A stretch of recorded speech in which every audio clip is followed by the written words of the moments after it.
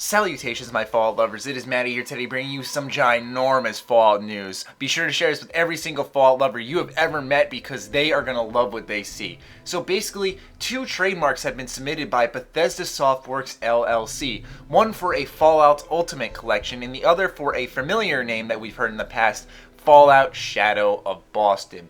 And basically, I've done a ton of research on all this trademark information. I'm here to present to you guys how this could possibly actually be legitimate information. But I'd love to share it with you guys because I want you guys to analyze what I have analyzed and let me know what you think, and we can fully confirm whether or not this is real. So let's take a look at the information. So we're going to take a look at the Fallout Ultimate Collection first, which I'm guessing is probably a package of Fallout 3 and New Vegas remastered for the new systems, or all the Fallout games on one disc. That would be awesome as well.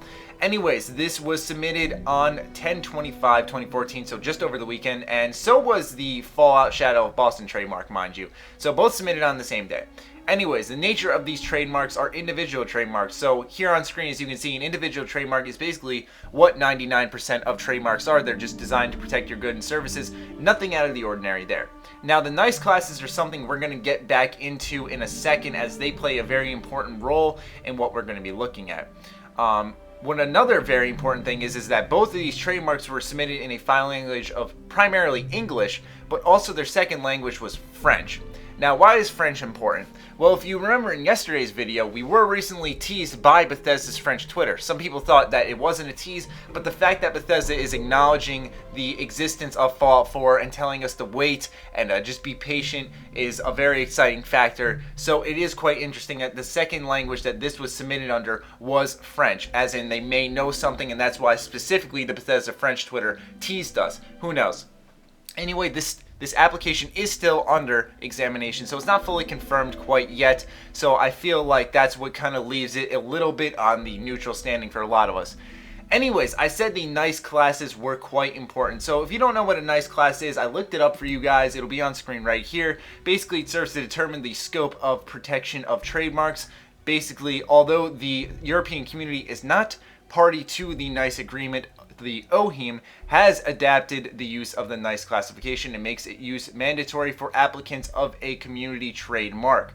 Currently, 9th edition is forced. Here's where it gets really important. The NICE classification is divided into classes of goods, which is classes 1 to 34, which are both of the trademarks, are within the range of both the trademarks for the Ultimate Collection, which are 9 and 16, and services, which are 35 to 45, which we'll get into a little bit later. So I wanted to share that with you guys so you know that.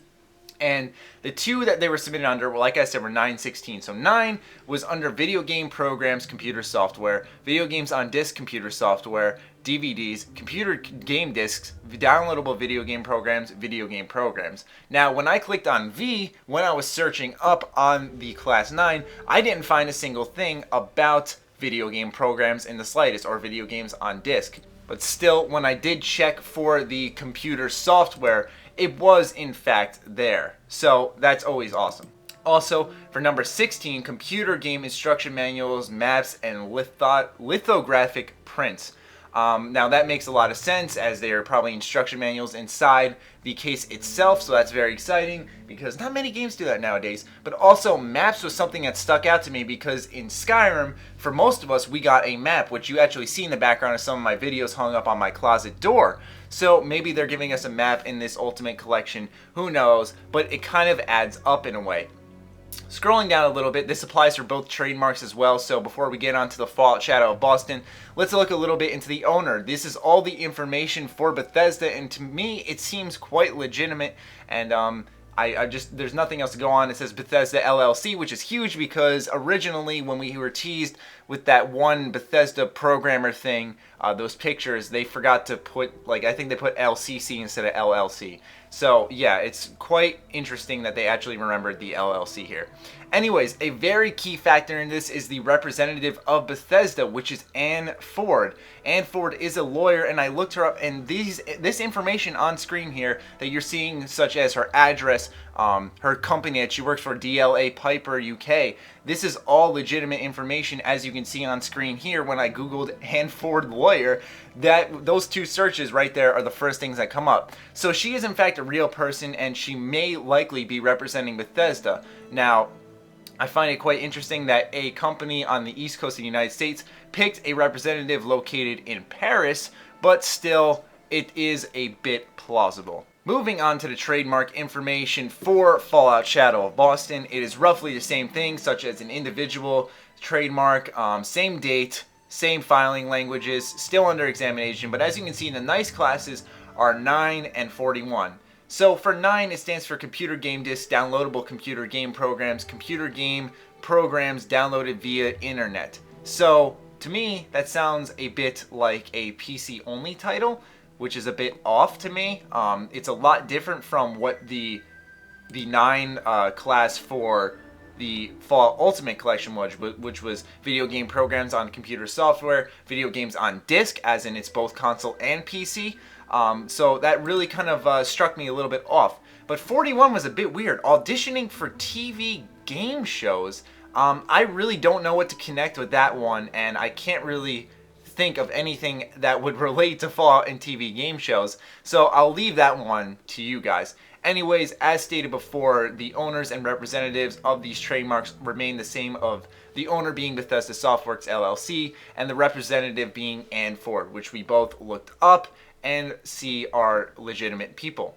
So that is all the information I have done, or the information I have researched on these trademarks and everything. I tried to give you guys as much information as I could. This is all fairly new to me. So I do want to know what you guys think in the comments down below. Some of you are probably a lot more familiar with trademarks and stuff like that, but I figured since this is a very common way to get information on video games, I really tried to dig as deep as I possibly could with my amount of understanding of this stuff. So if you are more experienced than me, be sure to leave your thoughts on this in the comments down below, as you play a crucial role in proving whether or not this could be legitimate or not. So your comments are important. As always, be sure to follow me on Twitter, like me on Facebook for more Fallout 4 news updates. Be sure to share this with all your Fallout lovers. Other than that, stay sexy, stay active. I love you all. Peace.